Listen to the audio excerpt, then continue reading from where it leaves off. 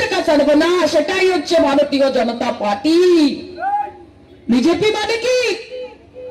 ভারত জ্বালাও party. BJP মানে কি?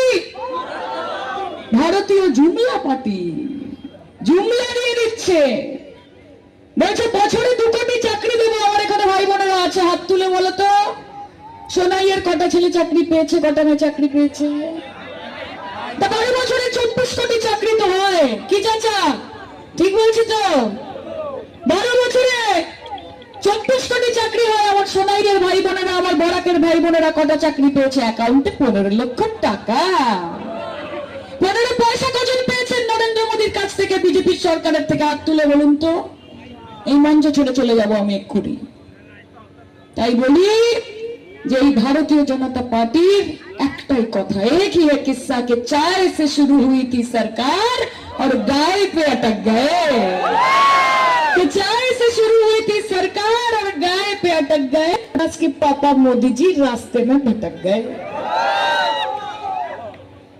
কিন্তু মমতা দিকে সুযোগ দিল।